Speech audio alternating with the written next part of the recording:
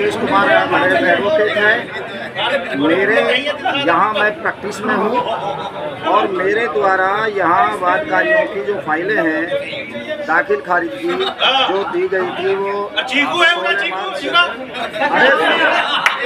यहाँ उसको 16 मार्च को यहाँ एक रजिस्टर होता है यहाँ दायरा करने का, उसमें पंजीकृत किया गया था और यहाँ तहसीलदार साहब ने अपना एक प्रतिनिधि बाबू के किसी भी रूम में उन फाइलों को लेने के लिए, ये दीपक हैं जो किस पद पर है ये भी खुलासा किया जाए। हमें तो उसका पद का भी पता नहीं है, उसका पद क्या है ये प्रशासन द्वारा तहसीलदार साहब इसका खुलासा करेंगे।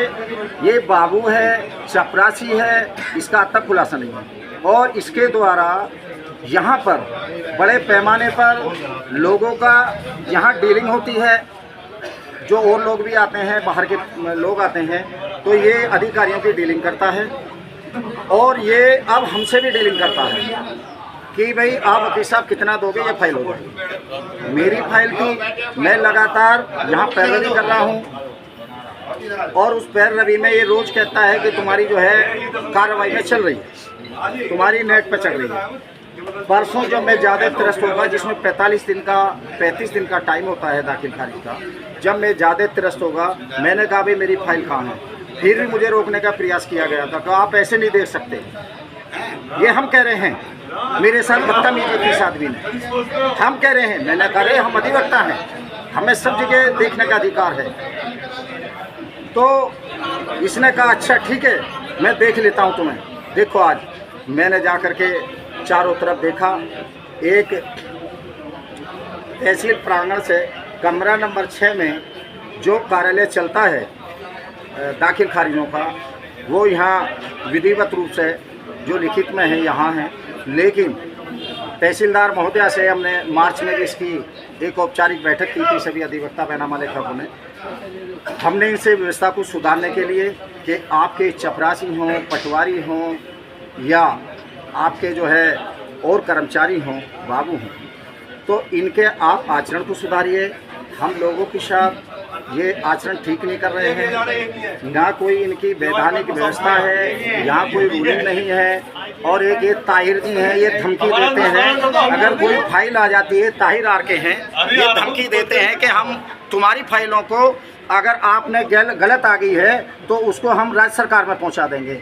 ये सबसे बड़े ये इनके मुखिया हैं ताहिर आर के, और इनको हम चाहते हैं कि ऐसे भ्रष्टाचारी लोग हर हाल में निलंबित हों। इनका रिटायरमेंट का टाइम है, ताकि ये देश गांधी का देश है, ये डॉक्टर अंबेडकर का देश है, ये सरदार भगत सिंह का देश है, ये तमाम संत कबीर का देश है, ये रविदास का देश है, तमाम हमारे महापुरुषों का ये देश है, ये बुद्ध का देश है। तो ऐसे बुद्ध के देश में ऐसे भ्रष्टाचारी करप्टी लोग हमें चैलेंज करते हैं, हमसे चुपटने को आते हैं, हमारे व्यवहार गलत करते हैं।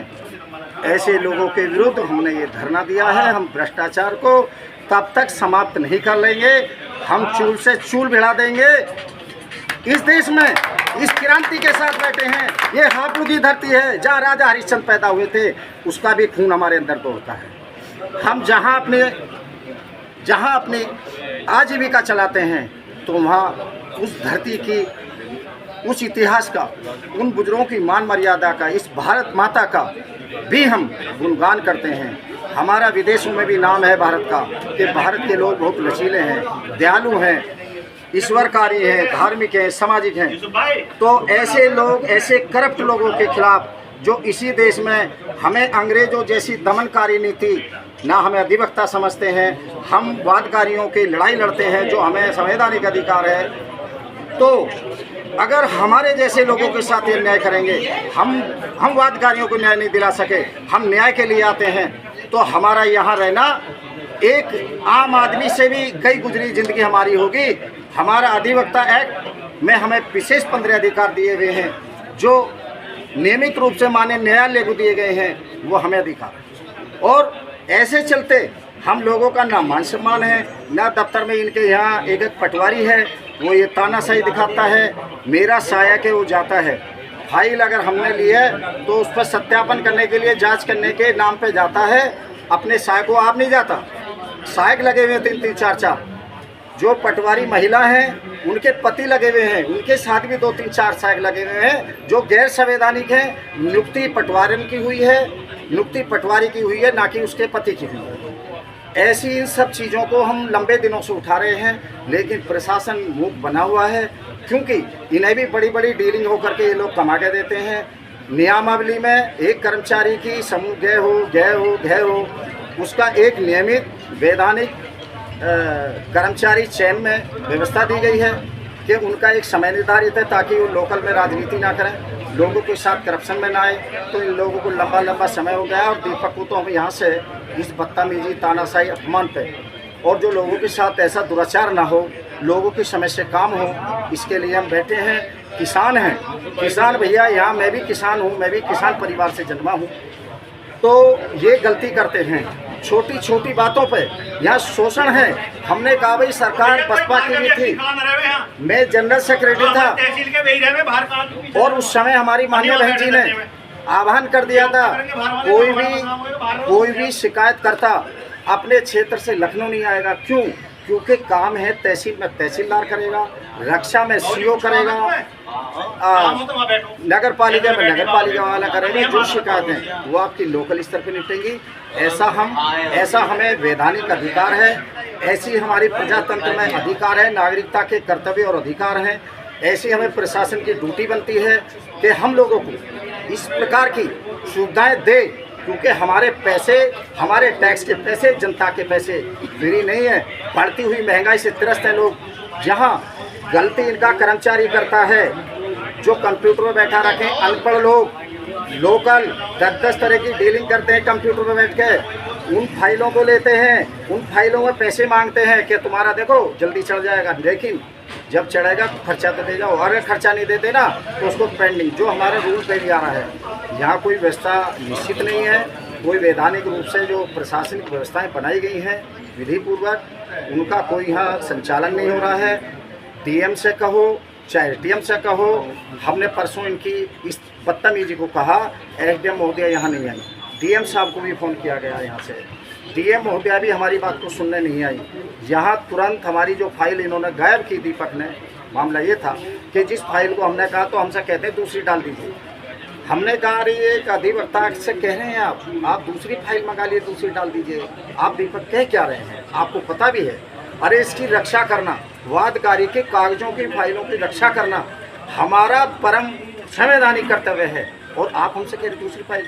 हमारा कितना बड़ा अपमान कर रहे हैं। हम उस वादकारी से कहें कि यार तुम कागज दे दो, हम ये साबित करें। एक ऐसा व्यक्ति वो हमें ये साबित कराना चाहता है कि यार ये तो गैर जिम्मेदार लोग हैं, जिससे हम आहत हुए हैं।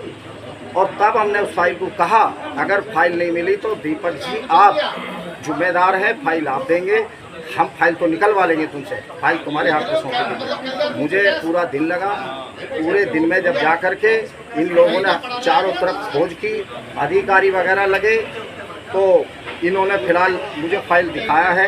कार्रवाई जिसकी 35 दिन निश्चित की गई है उसमें कोई भी कार्रवाई अभी नहीं हुई है। कितना समय हो गया उसे?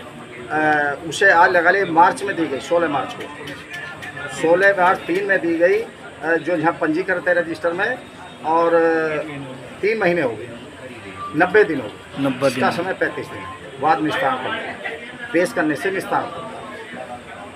और ऐसे मामले हैं यहाँ इनका स्पेशल पोर्टल भी खुलता है, वो खुलता है अच्छे पैसे लेने के लिए।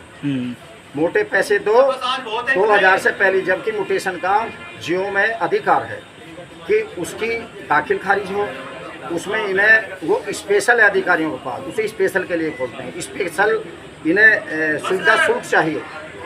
स्पेशल का मतलब कितना ही भी हो, 1000 हो, 10,000 हो, 20,000 हो, 50,000 हो, लाख हो, कितने भी हो, ये मांगते हैं। और तब उसकी वो खुलता है, पोर्टल खुलता है, वो दर्ज होता है। यदि हम कहते हैं भाई हमारी भी कर दो, हमारी घरेलू है, तो हमसे भी यही मांग होती है, भाई ये जो तुम कर रहे हो इसमें कौन सा नियम आता है? हमें नियम तुम पढ़ा रहे हो, तुम्हारे लिए तो नियम है, खोल लो, तुम्हारे हाथ में है। लेकिन हम आते हैं, हमारे लिए वो नियम आता है 2016 से पहले जो है फाइलें हम नहीं करेंगे, 2016 की बात करेंगे। यदि ये ताहिर आर के है एक फाइल हमारी जो दाखिल खारिज के डाली गई, अब उसमें जब समय आता है तो समय आने पर वो एक अनुसूचित जाति और गैर अनुसूचित जाति का मामला होता है, तो उसमें ये उसे रोक देते हैं विधिवत रूप से कि दाखिल खारिज नहीं होगा। तो तब क्या कहते हैं, ये तो आपने जानबूझ के डाली वकील साहब, आपको पता था इसकी जाति का। मैंने कहा भाई इसकी जाति का पता नहीं था ना, इसमें जाति लिखी जाती है जब हम दावा पेश करते हैं। नहीं, जब हम दावा पेश करते हैं तो इसमें होती नहीं है। तो ये क्या कहते हैं, अब हम उसको राज्य सरकार में भेज देंगे उसकी ज़मीन, उन्होंने गाड़ी कमाई से लिए, अरे तुम उसे खारिज कर देना, तो ये कहते हैं राज्य सरकार में भेज देंगे उसे। ये इस तरह की धमकी देते हैं। यार उसका क्या कसूर है, उसने मुटेशन होती है, वो अनभिज्ञ था, उसने डलवा दी, भाई नहीं आ रही नियम में तो खारिज कर दो, बात खत्म करो मत करो। तो ये क्या धमकी है, उसकी पैसे की गाड़ी कमाई के राज्य सरकार ने घोषित कर देंगे। और ये अपमानित करता है अधिवक्ताओं को, रुकता नहीं ये व्यक्ति। हम कहते हैं भाई हम अधिवक्ता हैं, आप हमसे बैठ के बात करिए, तो बहुत तानाशाही में रहता है। ये आचरण अच्छा नहीं है इसका, ये अपमानित करता है। और सब इसके चेले लगे हुए हैं, जो इधर नायब तहसीलदार के रूमों में ये कार्यालय चला हुआ है जिसमें दाखिल खारिज का सिस्टम चलता है, और यहाँ लोकल के लोग लगे हुए हैं, वो भी हमसे मुंहजोड़ी करते हैं, बदतमीजी करते हैं। वो कहते हैं जाओ तुम्हें करना है, हमारे ऊपर अधिकारी बैठे हैं। तो इन्होंने ऐसे मुठमर्द लोग, गुंडागर्दी वाले, ऐसे पालतू ऐसे गुंडागर्दी वाले लोग लगाए हुए हैं, जो अधिवक्ताओं से भी खौफ नहीं खा रहे हैं, यानी उनका भी सम्मान नहीं करें। खौफ का तो मतलब नहीं है कि हम टेररिज्म वाले लोग नहीं हैं। जो ऐसे लोगों को भी जो सुरीले भाव हैं, व्यवहार है, आचरण है, तो ये उनके साथ भी मैत्री करने के लिए तैयार नहीं है, उनकी भी बात मानने के लिए तैयार नहीं है। तो ऐसे तानाशाह प्रशासन को हम माने मुख्यमंत्री जी तक ये रिपोर्ट पहुँचे, और ऐसे भ्रष्टाचारियों को मुख्यमंत्री जी बैठे हैं लगाम लगाने वाले, ये यहाँ ऐसा सब लोकल प्रशासन यहाँ से हटना चाहिए। ये सब जितने दिन से बैठे इनकी लिखित कंपनी है, ये तमाम लोग यहाँ से लोकल राजनीति कर रहे हैं। जिन लोकल राजनीति के चलते यहाँ किसान मजदूर जो भी यहाँ फरियादी आता है, उसके साथ गलतियों के सुधार के लिए ये उसे कहते हैं धारा 34 में जाइए। हमने कहा भाई ये मामूली त्रुटि है, ये यार इन लोगों को क्यों घुमाते हो।